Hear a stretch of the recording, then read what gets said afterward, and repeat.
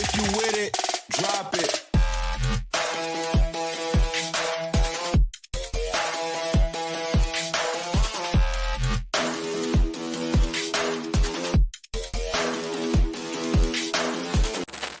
Hola a todos, bienvenidos. Bueno, damos el inicio a este capítulo de Emprende en Medicina Estética, donde hoy tenemos una invitada especial. Estamos en una locación distinta, en Concepción, a puerta del Congreso TRAM acá en.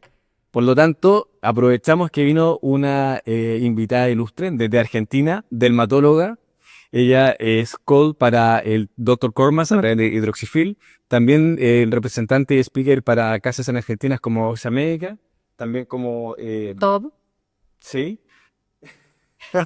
Te tragaste. Top Biden. Todd Biden, sí, se me olvidó la casa. ¿Lo hacemos de nuevo o partimos de ahí? Larga desde también como Oxapharma, Top Biden. Tales como Topsa Pharma, Oxa Medical, Bidens. Y hoy tenemos el agrado de que esté acá en Chile. Y yo quise aprovechar la oportunidad de poder hacer un par de preguntas porque... el objetivo de este podcast es que podamos inspirarnos a través de referentes que han logrado cierta posición de éxito, de ser líderes de opinión. Y desde ahí hay una serie de preguntas que tengo preparadas. Algo ya conversamos previo a dar inicio. Y como ya es de costumbre de otros capítulos, nos gustaría saber por qué inició en la medicina estética. ¿Cómo fue ese salto de dermatología a ya ser directamente estética? Mira, yo siempre creo que este camino de la medicina estética no lo busqué yo, sino que me encontró. Y no fue casualidad. Para mí, la medicina estética engloba o reúne lo que es la medicina como ciencia y el arte. Mi mamá estudió arte en la universidad. Toda mi vida, todos los viajes familiares, siempre entramos a museos, tuve contacto con la arquitectura, la pintura, la escultura. Hice un año de arquitectura. La beta artística estaba ahí. Siempre estaba ahí dando vueltas. Y la verdad que ni sabía que existía medicina estética cuando decidí estudiar medicina. Creo que como un montón de estudiantes de medicina, cuando estás en los últimos años empezás a preguntarte qué quiero hacer. Me llamaba mucho lo que era cirugía reconstructiva y de rostro, pero hacer eso en Argentina es muy difícil. Tenés que hacer cirugía general, después cirugía plástica, cirugía reconstructiva y ya meterte en rostro en ese momento mucho que tampoco se hacía. Y elegí dermatología porque yo tengo una condición de piel. Y mucha gente es como que elige lo que lo aqueja, como intentando saber más de eso y cómo lo soluciona. cómo curarme. Bueno, cuando empiezo a hacer dermatología, empiezan a estar como muy de moda el tema de los láseres para depilación definitiva. Y yo dije, yo quiero aprender a manejar esto. Entonces me empiezo a trabajar en un centro de estética donde tenían equipos láser. Y por eso digo que la medicina estética me encontró a mí, porque la dueña del centro de estética, que hoy tiene un centro acá en Chile, me dice, yo vos te veo como un alma para hacer esto. Y me empezó a enseñar a inyectar y me dijo, ¿tenés mano? Y la verdad que no porque ella me haya visto la mano, me encantó. Como que fue amor a primera vista. Fue amor a primera vista. Y fluyó. Sí, para la gente que no lo hace o que de pronto ha tenido algún contacto con la pintura, con el dibujo, uno cuando hace arte, desde ese punto de vista, es como que tu cerebro se conecta con otro lado y yo cuando inyecto siento eso. Yo estoy muy conectada con lo que estoy haciendo. Como estar en la zona, ese lugar en que todo fluye. Estás conectado con la creación, con tu creatividad, con la belleza y te olvidas de todo. Estás haciendo arte y es muy personal. Yo digo, a ver, Dalí, Picasso, Mondrian hacían arte totalmente diferente. Los tres lo hacían bien. Entonces uno crea su propio criterio estético que, bueno, debe respetar ciertos cánones porque tenemos ciencia y tenemos anatomía, pero tiene que ver con esa percepción. ¿Sí? Y sí, por eso es tu criterio estético y tu criterio de belleza. Uno está creando belleza y es lo que es la belleza para mí. Por eso yo a mis pacientes les digo, les cuento primero cuál es mi criterio, les muestro mi criterio y si estamos de acuerdo en que para los dos consideramos esto como bello, elegime. Ahí hay un tema, que quizás no es lo que ellos quieran y vienen con la foto, sino que es como lo que se considera que es como más... Esa no es la medicina estética que a mí me gusta hacer. Vos no podés traerme una foto y decirme, yo quiero esto, Y porque que harto de esos pacientes hoy en día parece que es peor. mucho, pero yo creo que uno debe educar a su paciente, porque el paciente no sabe que esto también es medicina.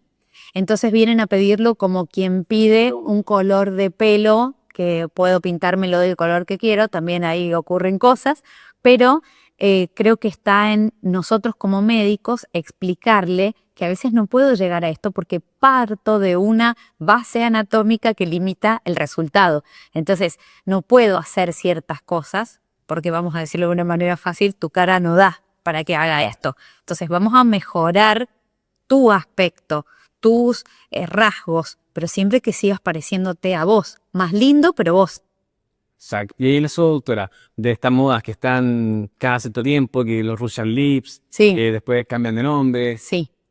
¿Qué tal? ¿Qué opina acerca de eso? Mira, esas son técnicas y las técnicas van cambiando conforme pasa el tiempo. Por eso yo creo que los médicos, en cualquier especialidad que hagamos y en medicina estética también, nuestra formación debe ser continua y permanente, porque cambian las técnicas, cambian los productos, cambian los paradigmas de belleza.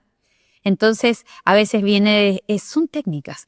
Los Russian Lips es una técnica para abordar el labio y no seguramente puedo abordar a cualquier labio con esa técnica.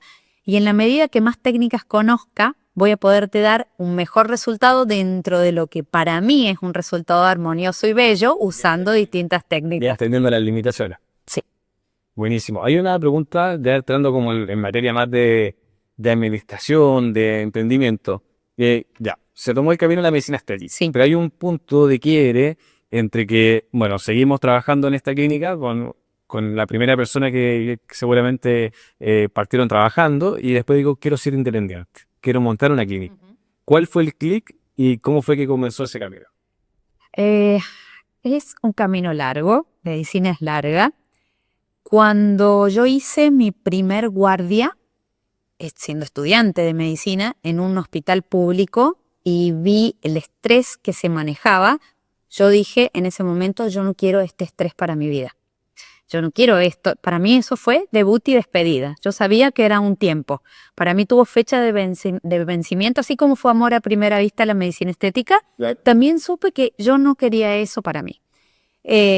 Trabajé en hospitales públicos, en hospitales privados, en centros de estética, en guardias. O sea, hice un camino de varias cosas diferentes. Y el camino de la independencia también vino un poco de la mano de que de pronto yo me casé y me fui a vivir a un lugar y mi pareja también me apoyó mucho en ese sentido y me dijo, vos tenés que abrir lo tuyo sola. Y empecé a poquito a probar, a ver cómo sería y dije, esto es posible. Creo que la clave está en creer en uno mismo y creer que se puede, pero no es fácil. Es un camino largo, un camino donde uno se tropieza un montón de veces y tiene que volver a empezar, un camino donde hay muchas desilusiones muchas veces y bueno, es eso, creer en tu proyecto personal. A mí me encanta ser mi propia jefa, aunque muchas veces digo que soy la peor que he tenido. Uno piensa que voy a ser independiente para tener menos trabajo y no es una falsa expectativa. Voy a dar mi Total. horario y... Sí, soy la primera que llega y soy la última que se va. O sea, el ojo del amo engorda el ganado es un dicho real. Real. Sí. Si vos querés que tu proyecto crezca y se haga grande, tenés que estar. No existe, yo no conozco otra forma de que las cosas salgan bien y que ganes dinero, porque muchas veces lo que quieren es eso, Claro. sin trabajar. O sea, tenés que tener mucha suerte y realmente no creo que sea cierto. Recetas mágicas. No, es mucho trabajo, mucha observación. No hay una receta mágica, como decís, porque los tiempos cambian. Entonces, lo que me funcionaba en un momento, tal vez en 10 años, tengo que ser lo suficientemente pícaro para darme cuenta de ese cambio. Cambió Sí, y que la gente quiere otra cosa. Como decíamos, cambian las modas, cambian los requerimientos, cambia el poder adquisitivo de la gente, cambia qué prioriza, muchas cosas. Esto, bueno, yo creo que era constante el cambio y finalmente hay que estar como tomando el feeling para saber cuándo tengo que hacer un ajuste. Y eso Sí. es un constante durante todo el proceso. Pero hay un punto que uno, bueno, obviamente hay cosas que dije, "No, esto no me gusta, voy a emprender". ¿Cuánto tiempo pasó entre que se estuvo trabajando en otra cosa y uno decide, voy a emprender? ¿Cuánto tiempo consideras que es necesario de tomar de experiencia para decir, voy a hacerme cargo de una clínica? Me parece re importante que haya una experiencia previa, porque uno en la experiencia de ser empleado pasa por un montón de cosas que cuando sos empleador y tenés tu propia empresa, entendés cómo se siente tu empleado. Como desde el otro lado. Como empleado vos no entendés lo que es ser jefe, pero como jefe, si fuiste empleado, entendés un poquito lo que se siente estar del otro lado y eso por ahí te puede ayudar a empatizar con tu equipo. Y tomar mejores decisiones. Sí, pero bueno, como te digo, no es fácil. No es fácil, el camino es largo y tener esa experiencia previa te ayuda. Creo que esto es paso a paso y escalón por escalón. No se puede arrancar desde la cima. Tenés que empezar de abajo e ir subiendo de a poquito. ¿Cuánto tiempo? ¿Un año, dos? No, es que depende. Yo tuve muchos años porque la carrera de médico es muy larga, entonces mientras hacía mi residencia o mi especialización médica, trabajaba en una guardia y cuando empecé mi subespecialidad, o sea, primero hice clínica médica, 3 años, después dermatología, 3 años.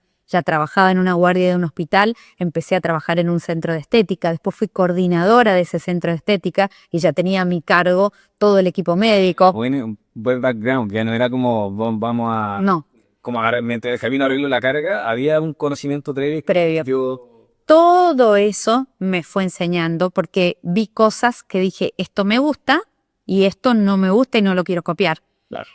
No solamente a nivel de cómo funciona una empresa o un negocio, sino también cómo se trata al paciente, cómo se trata a un paciente en una institución pública, cómo se lo trata en una institución privada. El paciente es un paciente y muchas veces también es un cliente, porque cuando uno decide poner un centro de estética, el paciente es paciente, Con el límite, pero él no es es un un paciente cliente. enfermo, sino que él decide Sí. y de ahí nos encontramos con estándares mucho más altos. Exactamente. Ahí viene la dificultad. Si bien se trataba todo este background, pero siempre uno comienza y hay desafíos al principio. Cuando comenzaste, ¿cuál fue el desafío más grande que tuviste? El desafío, no sé si fue el desafío más grande, pero el desafío que planteó un quiebre para mejor, para crecer en mi empresa, fue cuando ya no me empezó a alcanzar el tiempo para hacer todo. Porque primero era multitasking. Yo hacía todo, incluso fui mi propia secretaria. Yo agendaba los turnos, todo. Bueno, lo Todo. primero, Todo el proceso. todo el proceso, todo lo hacía yo, todo, todo, todo. Tomaba los turnos, llamaba a los pacientes, te agendaba, te atendía, te hacía los procedimientos, todo.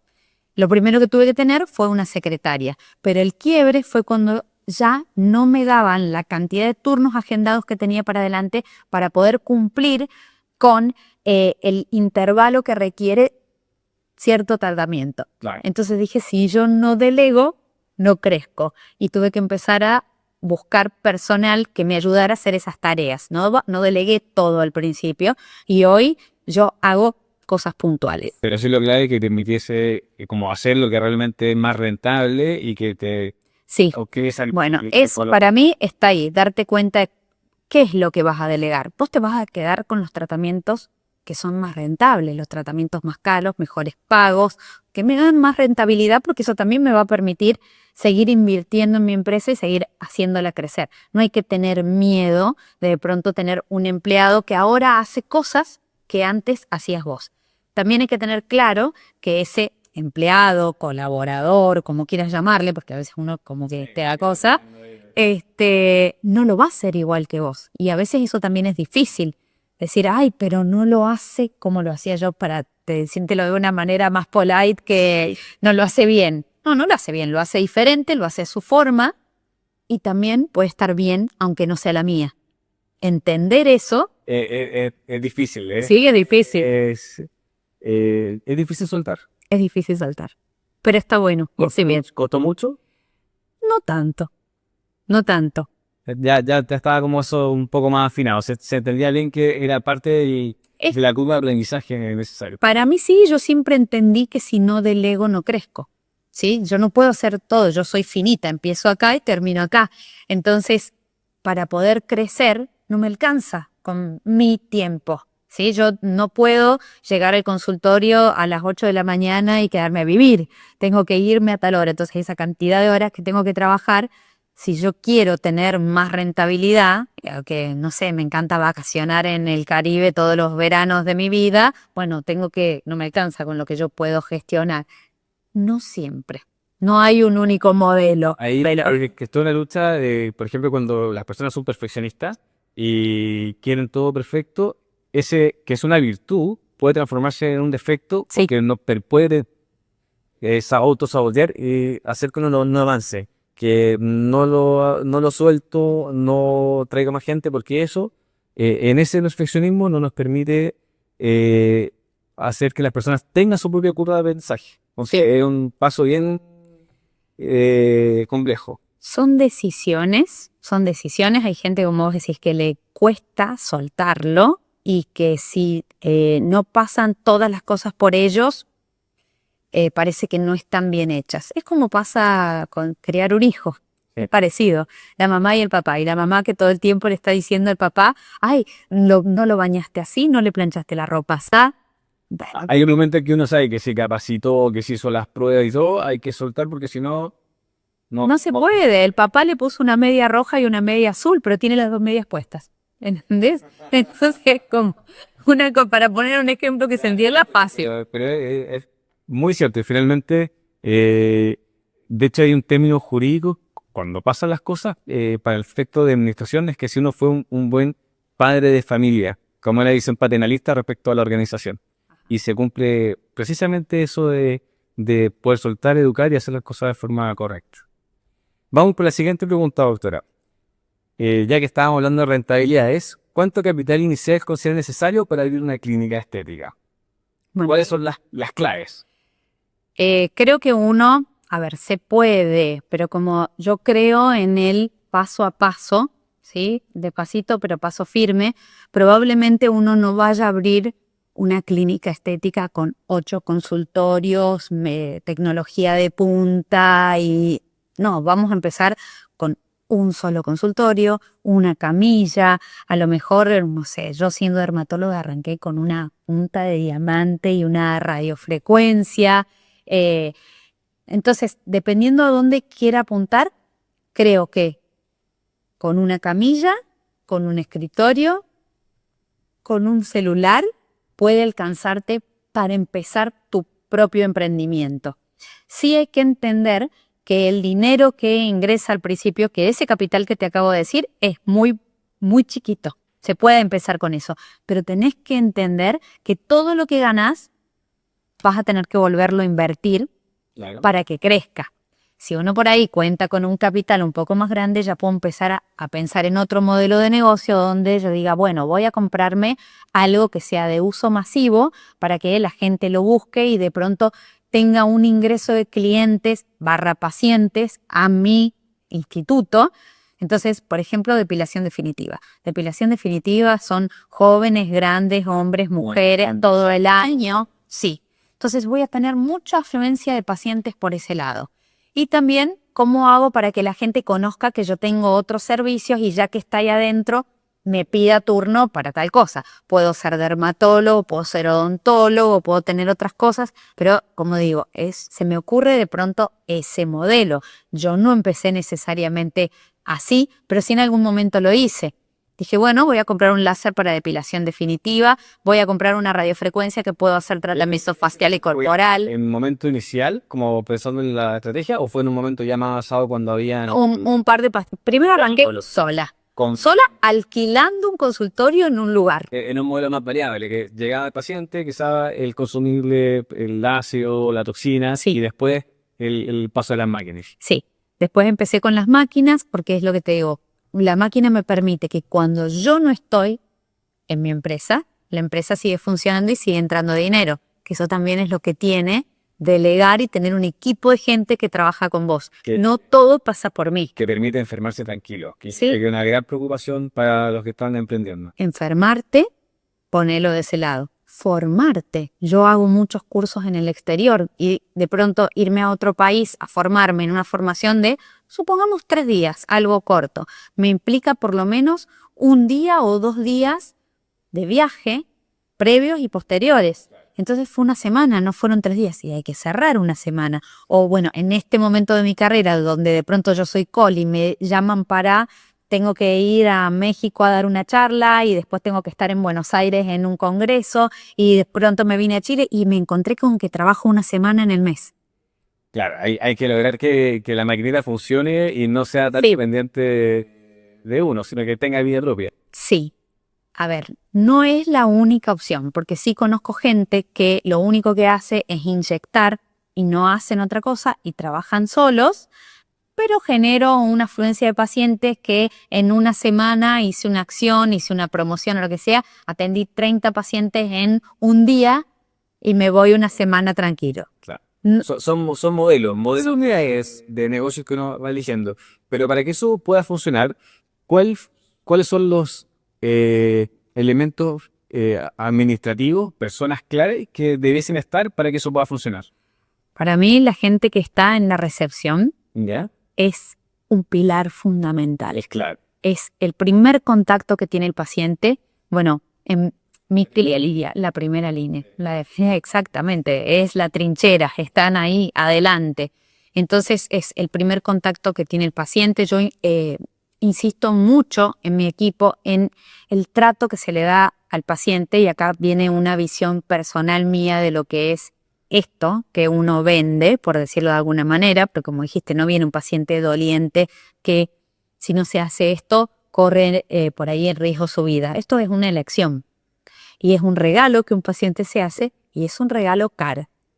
Entonces, un regalo caro, uno quiere Las que expectativas aumentan. el negocio sea lindo, el paquete sea hermoso, la caja sea de un cartón duro, si puede ser posible que tenga un moño precioso y que cuando abro la caja salga un perfume importante. Nos asemejaba a la industria del lujo, que básicamente. Es la industria del lujo. Entonces, si uno se va a regalar, que el paciente también lo siente así. Una mujer cuando se va a comprar unos zapatos de autor, terminó de comprárselos y se siente que está más linda. Y se siente bien y se los pone y le genera una sensación de bienestar. Con esto pasa lo mismo. Vos le hiciste un láser a un paciente o de pronto le pusiste hialurónico y aumentaste un poco sus labios o le pusiste toxina y todavía no actuó la toxina, pero ella ya se siente que está más joven y más linda. Entonces la experiencia de adquirir ese regalo caro tiene que ser buena desde el momento que yo levanté mi teléfono y dije, quiero un turno con la doctora Jorro. Hasta que me fui a mi casa y el post también es importante. Que justo iba a preguntar ahora por modelo de negocio, que Sí. cómo define un negocio, una clínica, un modelo de negocio viene en una clínica exitosa. Sí. Y veo que me comenta que es asemejarlo más a la industria del lujo, Ujú. en la atención. Sí, ¿Qué más considera que en todo. Bueno, el modelo de negocio que vos me decís, como, si bien, sí, yo lo veo así, como algo que uno adquiere por elección, es algo suntuoso, es algo que tiene que, la experiencia, y hoy se habla mucho de las experiencias que vivimos, tiene que ser buena desde el momento en que yo tomo la decisión y tengo ese primer contacto, durante el proceso en que yo estoy adquiriendo ese tratamiento, cómo me siento, cómo me tratan, cómo es el lugar, si el profesional que me atiende se preocupa por mí y que yo me sienta bien, que se tome el tiempo para atenderme. Este es mi modelo de negocio, no todos son iguales, pero yo me preocupo porque estés bien. ¿Necesitas más tiempo de mí? Yo no estoy apurada porque tengo otro paciente en la sala de espera.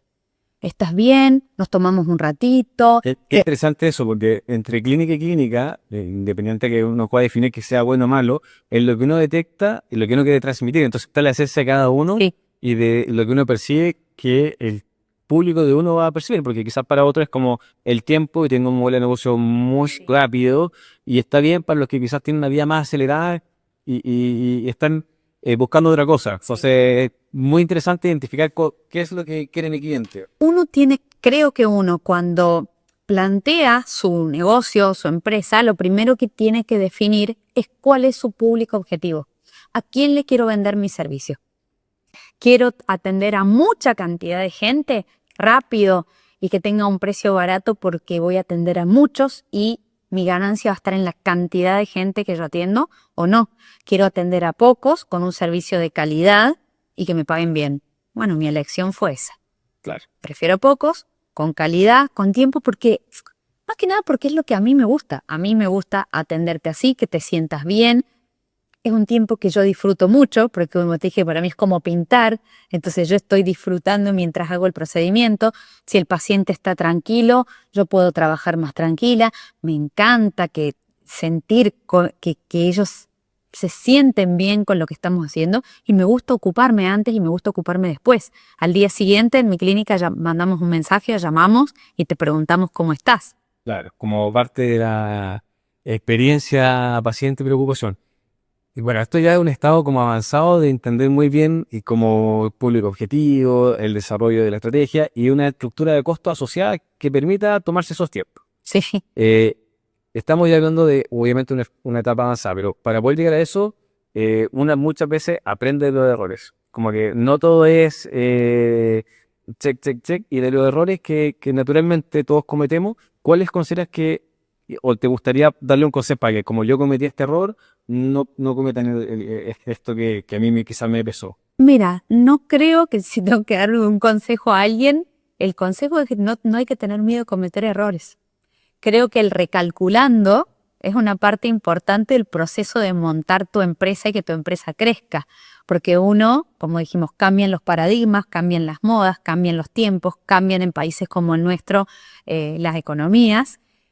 Y mis secretarias se ríen porque todos los años yo les digo, bueno, ahora vamos plan Z, de cómo organizamos la agenda para este año, pero porque también mi vida fue cambiando, mis requerimientos en mi formación o en lo que de pronto otras empresas demandan de mí fue cambiando, los horarios de atención fueron cambiando, los tiempos de la consulta fueron cambiando, entonces el recalculando. Qué buen punto ese, porque es un tema que está estudiado, o sea, la capacidad de reinventarse, de esta resiliencia, esta flexibilidad a los cambios, porque finalmente partimos con una economía, pero en 5 o 3 años más, y puede que menos, no sabemos, pero el poder adaptarse, o sea, cómo nos pegó la pandemia, Sí, es un claro ejemplo de que los que tienen la capacidad de adaptarse más rápido son los que tienen la capacidad de sobrevivir y, más que sobrevivir, captar sí, un pedazo más grande de la torta. sí. Nunca hay que sentarse en los laureles, ese dicho. No, tenés que estar todo el tiempo, tenés que darte cuenta que la historia es dinámica. Entonces no va a ser siempre igual y es lo que te digo, mucha observación. Creo que el que le va bien también cuenta con una cuota de intuición importante que es difícil transmitir porque uno lo ves y no hiciste nada, simplemente lo ves. Pero por eso te digo, creo que no hay un error que uno diga, bueno, a ver, este error no lo cometan. Creo que el mejor consejo es, si lo cometés, Es porque darte cuenta y arranca de nuevo. No pasa nada, te vas a equivocar no una, 1000 veces. 1000. Y tenés que equivocarte para aprender y hacerlo mejor. Yo creo en que uno no compite con el que está enfrente, al lado, arriba, abajo. Uno compite con uno mismo. Yo cada año trato de ser mejor de lo que yo fui el año pasado y ofrecerte algo mejor. qué buenas palabras, porque mientras lo escuchaba es como uno siempre, bueno, se compara con la competencia, está compitiendo, pero muchas veces es interno de estoy sobrepensando o estoy haciendo. Y el poder hacer hace una diferencia entre las personas que están mirando, que hablan, critican y no están haciendo nada. Sí, bueno, a ver, la competencia existe en todos los lugares y uno tiene a alguien que de pronto vos... Y es positiva porque también nos ayuda a crecer. Bueno, esa es la competencia para mí bien entendida. Sí, yo en todos los lugares hay competencia y gente que te pone el mismo negocio que vos tenés a la vuelta, enfrente, al costado y que de pronto te copia todo lo que vos haces. Creo que no hay que vivirlo mal. Al contrario, uno se tiene que sentir Mal. halagado. Desafío. No, y aparte de decir, mira, me está mirando y hace lo mismo que yo hago. Debe ser porque hago algo bien. Sí, claro. Sí, por eso te digo, en realidad el desafío está contra uno mismo y la competencia bien entendida nos hace crecer a todos, porque si de pronto el otro que entiende la competencia como que debe hacer las cosas igual que yo, me copia a mí y me obliga a mí a superarme. Entonces siempre es algo que termina saliendo bien. Me gusta verlo así.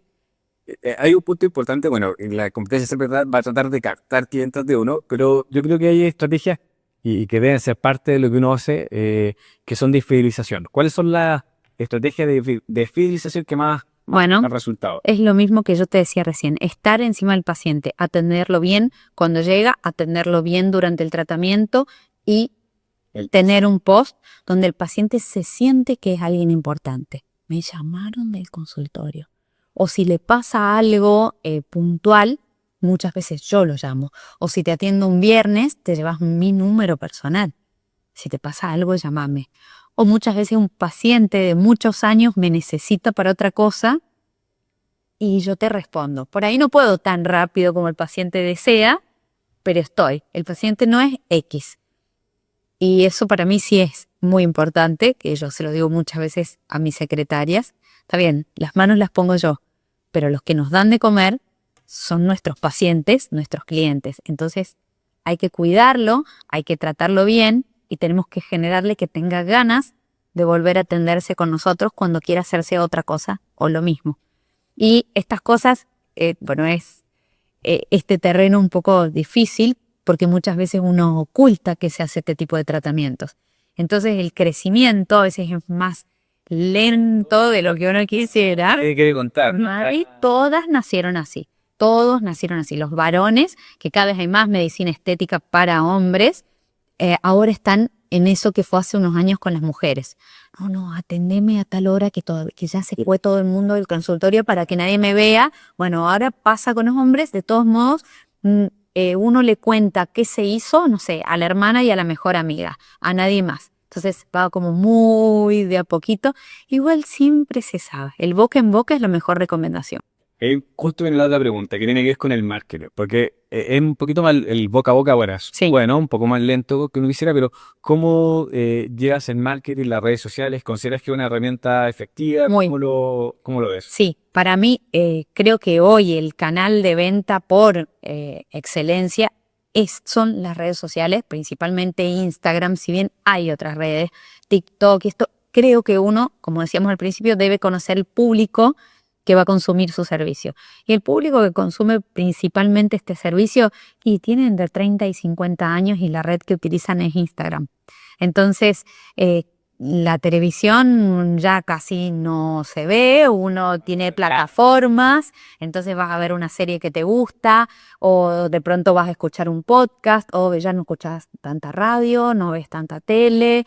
Entonces son las redes y hay que también, como todo, observar, porque todos sabemos que el algoritmo cambia muy rápido, entonces el entender cómo funciona muchas veces no es posible y bueno, es un poco por intuición y llevar un poco de todo. Yo tengo un equipo que maneja mis redes sociales porque yo no tengo el tiempo que se merece y creo que esto es traspolable a muchísimas cosas. Uno no puede hacer todo y hay gente que se formó para eso y es idónea en eso. Entonces yo no puedo manejar mis redes sociales. Yo quiero hacer un alto a los que están escuchando porque en distintas ocasiones durante la conversación ha sido entender la capacidad que hay que leer. No es finito, o sea, hay una capacidad de inicio. Obviamente como doctores la expertise va en la parte más clínica y nos pasa, me toca, y obviamente al principio quizás toca hacerlo de todo, pero hay un punto que cuando uno lo quiere profesionalizar y ya en un siguiente nivel es necesario delegarlo.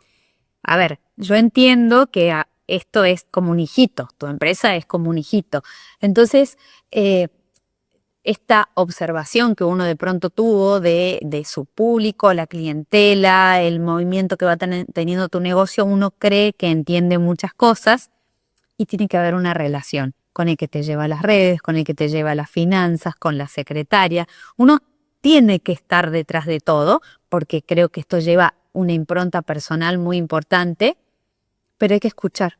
Entonces yo tengo el equipo de marketing y de redes y siempre hablamos. Chicas, a mí me parece que esto, me parece que el otro, ¿les parece? Y por ahí pueden tener una visión que yo no tengo. A veces es difícil aceptarlo de primera intención. Hay un proceso de... Hay un proceso, pero Pero por un tema más de pudor, como por ejemplo el tema de la marca personal, cuando uno sí. tiene que salir a la cara, ¿es un proceso que fue rápido o un poquito más lento? A ver, no es tan rápido porque hay muchas cosas, como te digo, que uno no entiende porque no es, como decimos en Argentina, de tu palo. Entonces, yo soy médica, yo no sé de marketing, yo no sé de comunicación social. Entonces, es entender que yo no sé todo y que muchas veces te hacen una propuesta y vos decís, no. Bueno, me voy a mi casa, la mastico un poco y dije, pensé en lo que me dijiste, sí, tal vez puede funcionar. A ver, probemos. Entonces, eso, porque los médicos por ahí nos cuesta y creemos que sabemos todo de todo. Dar ese espacio como al probar y testear, no que hace... Sí, intentarlo, como te dije, uno conoce su público, conoce lo que hace, pero el palo tiene dos puntas. O sea, yo no sé de redes y las de redes no saben de medicina. Entonces, es una relación donde nos tenemos que complementar. Pero para mí todo funciona así, en cualquier profesión. Sí. Buenísimo. Esta, bueno, la parte más difícil, no. La de muchos, como que obviamente un tema sensible, por lo menos en nuestra cultura cuesta hablar de plata, de precios, de rentabilidades. Y la pregunta es, ¿cómo defines tus precios y aspectos financieros que crees que hay que considerar a la hora de poder colocar un precio? Es difícil. Ahí volvemos a caer en lo que vos me decías recién, tu modelo de negocio. Entonces, depende. A alguno le va a funcionar tener una rentabilidad chica por cada procedimiento realizado, pero trabaja o su ganancia va a estar en función del volumen de pacientes. No es el modelo que a mí me gusta. Entonces, a la hora de considerar poner un precio, sí es verdad que hay que sentarse muchas veces y hacer los números. Entonces, tenés que saber que los médicos no nos gustan las matemáticas, no nos gustan los números. Entonces, yo digo, bueno, vos tenés que tener un equipo de administración o tus contadores o administradores y tenés que saber cuánto yo es un número que sí lo tengo. Bien. Yo sé cuánto me sale prender la luz del consultorio y no usar ni papel higiénico, cuánto me sale por hora, sin gastar nada. Wow, eso es... Sí, Yo creo que no todos tienen números como No. tan claros. no, sé que no, O sea, el break-even, el punto de equilibrio. sí. Y te digo que cuando lo haces, decís, ¡ay, Dios! Y mientras más grande sea tu negocio, más caro sale prender la luz. Cada vez una infraestructura más... Sí, más grande, más costoso. Sí, por eso tenés que tener muy aceitado y digo, tiene que funcionar todo, realmente tiene que funcionar todo, cómo funcionan las redes, cómo las redes me traen gente para mí, gente para los demás, cómo yo hago la venta cruzada en los distintos servicios que ofrece mi clínica, los distintos profesionales. Tenemos que funcionar de manera amalgamada, porque si no nos derivamos entre nosotros, tampoco funciona óptimo como debería funcionar. Y si vos te pones a sacar esa cuenta de por hora tiene que generar esta cantidad de plata, y te empezás a dar cuenta que hay días que de los 5 consultorios que tenés, 2 estuvieron vacíos, uno no funcionó porque una de las chicas tenía que rendir un examen, te das cuenta de la cantidad de plata que perdés. Pero también está dentro de las reglas de juego. No siempre funciona a tope. Hay que tratar de que sea así, pero bueno, nada. Es parte de lo... Parte.